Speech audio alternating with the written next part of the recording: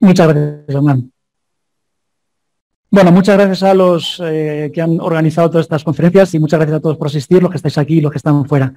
Empezamos con una pregunta: ¿qué tan importante es una fachada en el desarrollo de un proyecto? Y la respuesta sería que realmente no hay respuesta. Hay muchas respuestas posibles. En los proyectos, normalmente, como arquitectos, decimos que a veces lo más importante es la relación con la ciudad, otras veces es la relación con el contexto, que puede ser a veces también incluso climático o topográfico, geográfico, a veces incluso la economía o los tiempos. En general, lo que sí podemos decir es que siempre los arquitectos lo que estamos es trabajando con ideas y conceptos. Y esta fase primera en la que en los proyectos hacemos estos dibujos que a veces son tan poco entendibles, es donde empezamos a analizar un poco los precedentes que están ya implícitos en el lugar antes de que nosotros entremos, y a partir de ahí empezamos a tomar buscar la toma de postura, que es lo que realmente es más interesante para el proyecto. Eso se hace realmente siempre iniciando con un trabajo, vamos a decir, personal, casi íntimo, ¿no?, de cada una de las personas que componen el equipo. Aquí hay parte del equipo de Madrid, hay equipo en otras ciudades, pero inicia con un trabajo, vamos a decir, de pensamiento, que luego, digamos, se complementa con un desarrollo un poquito más extensivo y con trabajo en equipo, y posteriormente siempre con reuniones, y en esas reuniones no solamente son del equipo interno, sino también con especialistas externos, que son gente que sabe más que nosotros de cada uno de los rubros en los que colaboran con nosotros, y que nos permiten implementar soluciones o encontrar soluciones que a nosotros mismos no se nos ocurrían. En el caso de las fachadas, sobre todo en edificios de cierto tamaño, como algunos de los que vamos a mostrar, es muy importante el desarrollo de toda esa labor en compañía de expertos que saben más que nosotros, como os decía, en el tema de fachadas.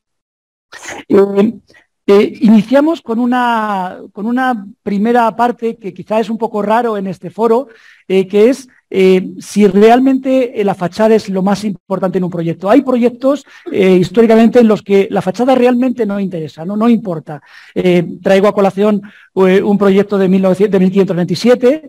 En esa época el Papa Clemente VII tenía un problema con el emperador Carlos V, y para evitar un asedio, pasa la sede papal de Roma a Orvieto, y pregunta o solicita a Andrea da Sangalo el joven que le resuelva el problema de acceder a un agua que tenían a 60 metros de profundidad, para evitar que en un asedio tuvieran que abrir las puertas por carecer de agua.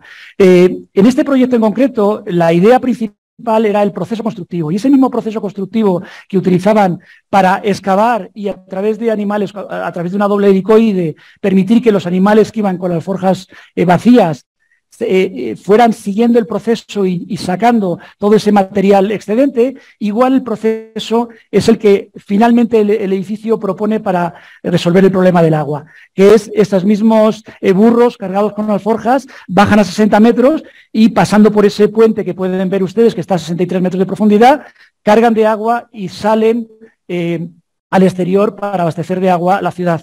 Pero fíjense lo que es la fachada, ¿no? Un cilindro muy chiquitito, 13 metros de diámetro, apenas 5 metros de alto, con 2 entradas. Realmente ahí la fachada no es importante.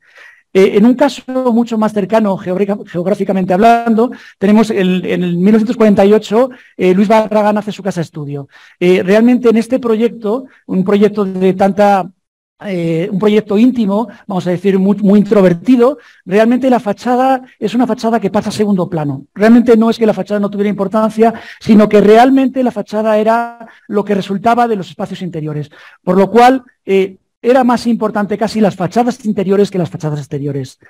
En un tercer ejemplo y último de fachadas, vamos a decir, poco importantes, o donde la fachada no era lo fundamental, que hemos querido traer este proyecto de 2011, donde le encargan el pabellón de la Serpentine en Londres a Peter Zumthor, y hace un edificio un proyecto que lo que hace es contener un espacio interior. Realmente, si ven, el material de la fachada y de la cubierta es el mismo, lo único que hace es poner un telón de fondo que impida que el usuario, que el visitante, vea el interior. Requiere de un proceso de descubrimiento, pasar por ese pasillo en penumbra que ven en la imagen central para descubrir ese jardín que durante 3 meses va a estar accesible a los visitantes y que van a permitir ver cómo evolucionan o cómo florecen todas esas plantas que Piet Oudolf propuso. Pero también hay proyectos en los que la fachada sí es importante. Imagínense este proyecto, estamos hablando de 1840, Alessandro Antonelli, el que había hecho la mole antonelliana, le encargan un proyecto en un terreno de 40 metros cuadrados, poco menos de 40 metros cuadrados. Imagínense el testero más pequeño, el que ven en la segunda imagen, tiene apenas 54 centímetros, la otra fachada tiene 4,35 metros y un desarrollo de 16 metros. En ese espacio tan pequeño, fíjense la profusión de detalles en fachada que hay. Es decir, este es un proyecto que realmente la fachada es lo importante. Un proyecto que, curiosamente, tuvo que irse a vivir él y su mujer, Scavarozzi, que de hecho por eso se llama también, aparte de Feta de Polenta, se llama la casa de Scavarozzi, porque nadie se creía que este edificio no se iba a demoler, no se iba a caer, iba a tener la capacidad portante.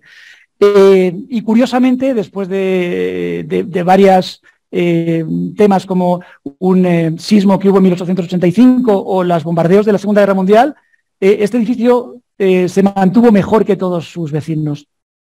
Otro ejemplo importante en el que la fachada es casi lo fundamental del proyecto es este que propone Rafael Moneo para el Ayuntamiento de Murcia.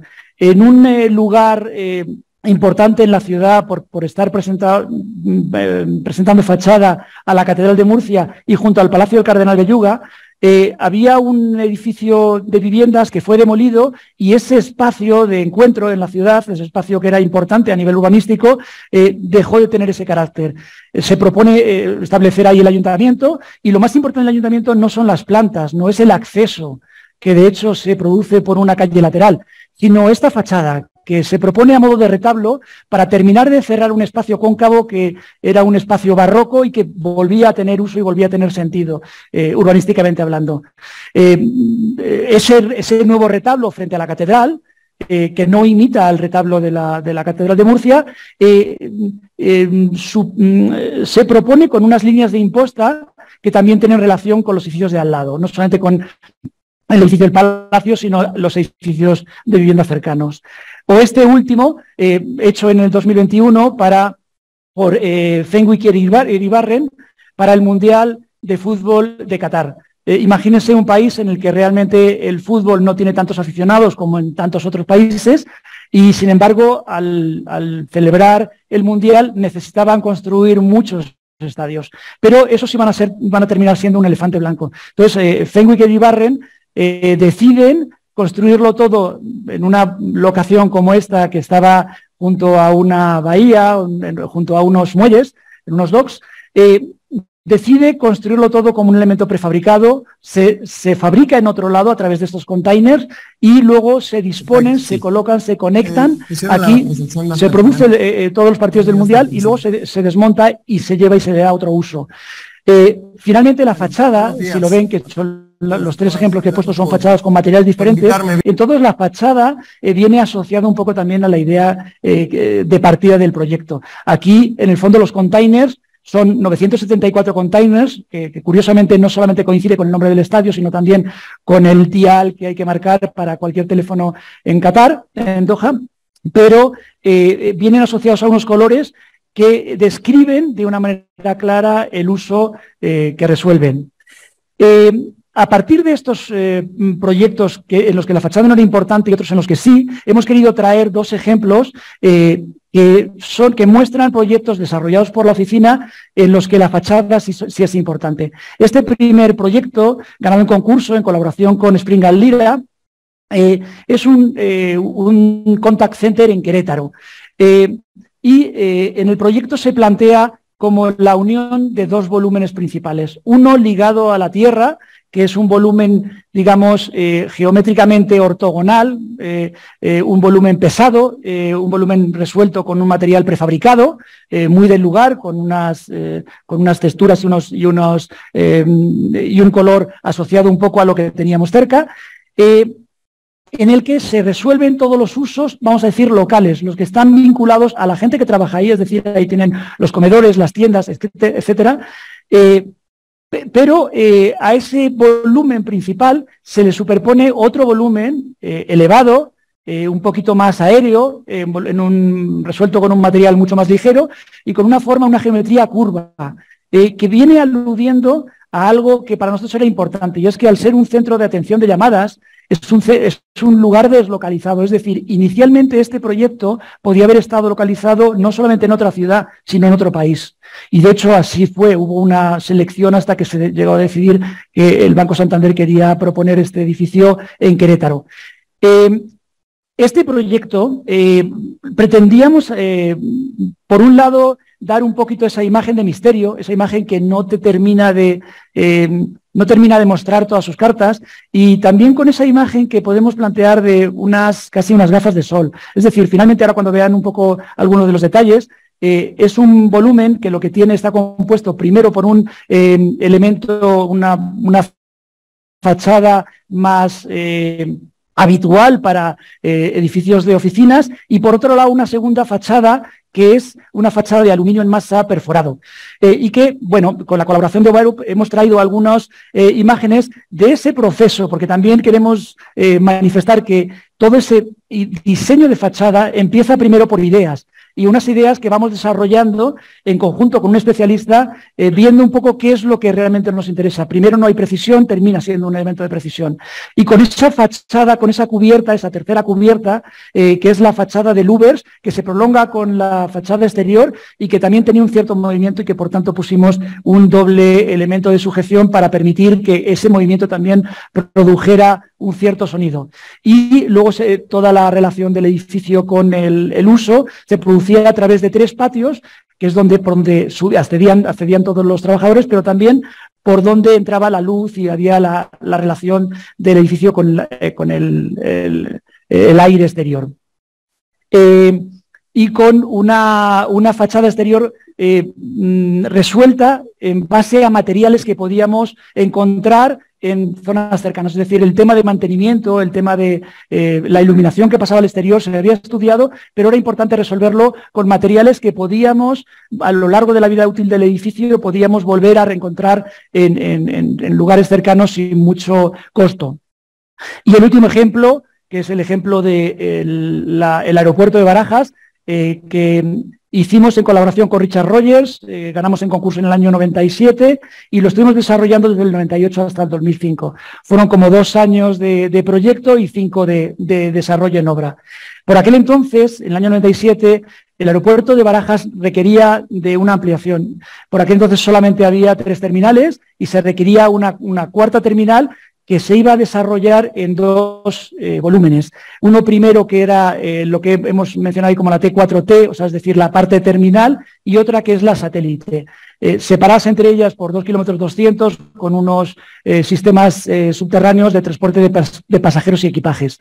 Y por otro lado, con un volumen muy largo, hay que decir que el edificio de la terminal tiene 1,2 kilómetros de largo y, sin embargo, el del satélite tiene pues 950 kilómetros. O sea, quiere decir que realmente son edificios de un volumen muy grande. Estos son parte de los conceptos que expusimos en el concurso y que, básicamente, resumiendo, se trata de un edificio modular, que para nosotros era muy importante, ampliable, y de hecho ahora el aeropuerto tiene que ampliarse, ese dique va a tener que ampliarse en unos 400 metros adicionales, que está vinculado un poco al paisaje, por el cual buscábamos y necesitábamos una transparencia importante, y que también el esquema tenía que permitir a la gente entender el edificio. Este es un poco un esquema de cómo funciona el aeropuerto. En el fondo son 4 elementos importantes. Todos los aeropuertos del mundo funcionan de este modo, con ciertas precisiones por cada uno de ellos. Uno primero que es el intercambiador, que es donde el usuario llega en tren, en metro, en el autobús, en transporte privado o público, en un taxi o en un vehículo privado. Tiene cerca el estacionamiento para 9.000 plazas que permite que todo eso se desarrolle de manera sencilla, y a partir de ahí los dos siguientes procesos son procesos de control. El facturador, donde nos controla la maleta, donde facturamos la maleta. El segundo, el procesador, que es donde, digamos, que nos controlan a nosotros. Y un tercero, que es el dique, donde nos subimos al avión. En el fondo, si lo piensan de otro modo, en el fondo son dos intercambiadores separados por dos elementos de procesamiento, porque el último finalmente no deja de ser un intercambiador donde el usuario, que ya es peatón, termina subiéndose a un avión. A nivel de sección, este pasar de un proceso a otro se produce en salidas en el nivel superior y en llegadas en el nivel inferior, con un nivel intermedio que es el que también conecta con los estacionamientos y que nos permiten hacer las transferencias necesarias entre uno y otro. A nivel general, esta es una imagen del proyecto terminado con los 4 elementos que les acabo de comentar y con un elemento que es común a todos ellos, que es esa gran cubierta, ese gran manto que todo lo cubre. Este es el primer elemento, la dársena de llegadas, donde se produce todo ese intercambio, y en esta dársena se ve desde el principio ya como si de un manto se tratara, que es parte de la cubierta, de esa cubierta que finalmente lo tratamos como fachada, como sin cerramiento termina cubriendo todo esto. Y una fachada que se resuelve de modo que, como en la imagen central ven, es como un arco tensado, de modo que lo que hicimos fue, a través de estos elementos, que los llamamos, son unos elementos de soporte que son los keeper thrust, lo que hacían era bajar, tensar la cubierta para acercarla y anclarla al forjado. De modo que la fachada nos permitiera hacer una fachada lo más transparente posible. Es decir, no hay elementos verticales de apoyo. Para eso desarrollamos todo un sistema trabajando con industriales, casi un mecano, todo tiene infinitas piezas, pero que desarrollan todos estos elementos, que en el fondo son las bielas, que nos permiten resolver el sistema. Les he traído detalles, realmente sería muy extenso explicar cada uno de ellos, pero si tienen algún interés, con mucho gusto les puedo facilitar a los organizadores información de dónde pueden encontrar toda esta información. Y como ven aquí abajo, en este esquema, realmente todo el sistema, toda esa tracción lo que permitía era tener todo tensada, toda la fachada, de modo que tanto la afección del empuje del viento como la succión de la cubierta pudieran ser minimizadas y ese movimiento de fachada llegará a un mínimo. En la segunda imagen ven esa fachada colocada ahora mismo en el aire, tensada. Faltan los elementos de cerramiento en la parte superior con la cubierta y el elemento inferior, que es el único que es desmontable y que no afecta a todo el sistema, para permitirnos que a lo largo de la vida útil del aeropuerto puedan cambiar su posición las prepasarelas. El anclaje a la cubierta, el anclaje a la parte inferior, al forjado, donde hay una viga transversal que todo lo soporta, y aquí pueden ver algunas imágenes donde incluso ese anclaje inferior se puede manifestar al exterior, es decir, una persona con una mirada crítica puede siempre detectar estos detalles. Quisimos dejar todos esos detalles vistos, de modo que si en la siguiente visita que hagan, si tienen la posibilidad de acercarse al aeropuerto, podrán detectar todos esos detalles, los podrán ver a escala 1:1 de manera directa. Hay muchos tipos de fachada. Esta fachada que les estoy explicando es la fachada principal, pero hay otras fachadas. Algunas de ellas, por ejemplo, esta que está asociada al satélite, donde de pronto tenemos un forjado intermedio y esa extensión tiene que pasar a través del forjado, a través de esos elementos que están embebidos en el forjado. Y obviamente, como no podía ser de otro modo, la cubierta como parte de esa fachada. Es decir, si en el otro caso la fachada bajaba por el falso plafón y volvía a subir, aquí pasa lo mismo con la parte de la cubierta. Y esos lucernarios que nos permiten, como no sucede en muchos aeropuertos, pero yo creo que es una tendencia que sería bueno extender, que cuando una persona llega en un aeropuerto y llega a la recogida de equipajes, llegue con un espacio de luz, a ese espacio, digamos, casi catedralicio, diríamos, ¿no? En el fondo lo que se buscaba es esta gran transparencia, ¿no? Es un proyecto que la transparencia era lo más importante de todo. Y a partir de ahí, obviamente esa transparencia, como al ser un proyecto que estaba por la ubicación que nos habían dado en dirección norte-sur y por tanto las fachadas principales en oriente-poniente, unos elementos de protección que tenían que, a pesar de todo, dejar ver los aeropuertos y el paisaje que nos rodeaba. Y con esta última imagen del proyecto de noche, es el momento de tomar el avión y volver a México para dar pie a las preguntas que pueda haber o al siguiente ponente. Muchas gracias.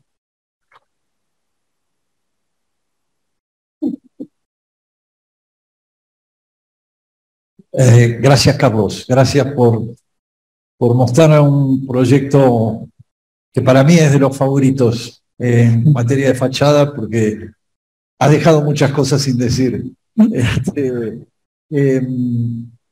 Y la pregunta que llegó y que me parece buenísima es: ¿cómo es la interacción entre el diseño de la fachada y el diseño de la estructura? Porque en la T4 es muy dramático, se ve, ¿no? Yo creo de hecho, se refieren a eso.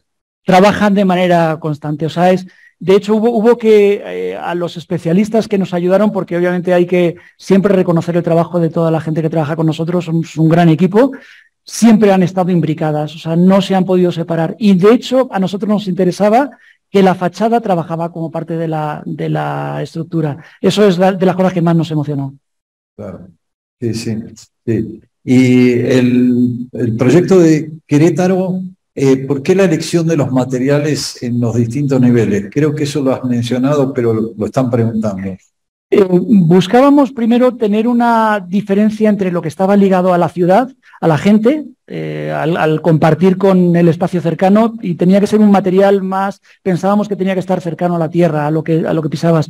Estuvimos buscando componentes que estaban vinculados a los materiales que teníamos cerca, y lo de arriba lo que buscábamos era un material que justo fuera lo contrario, fuera un material que no tuviera ninguna liga con lo cercano, porque lo que queríamos era mostrar primero un edificio como realmente, si van a Querétaro le llaman el ovni, pero realmente es que siempre surgió como un ovni. Repite la frase que dijiste, que no tuviera ninguna liga con... Perdón. Material que no tuviera ninguna no tuviera liga con el lugar. O sea, con el lugar. Sí, o sea, normalmente los arquitectos siempre vamos buscando anclarnos al lugar y estar en cercanía con ellos. Al revés de lo que siempre los arquitectos quieren. Exacto, de hecho el edificio cercano, el volumen de abajo sí hace eso, pero el de arriba queríamos que fuera un elemento que hablara de la técnica, es decir, finalmente hay una persona que está llamando desde Perú y que se ancla con una persona que está en Venezuela, y queríamos que la gente entendiera que ese edificio estaba sobrevolando Querétaro, pero no estaba allí. El uso estaba fuera de allá. Creo que a eso apuntaba la pregunta. Sí. Buenísimo. Bueno, muchas gracias. Vale, muchísimas gracias a todos.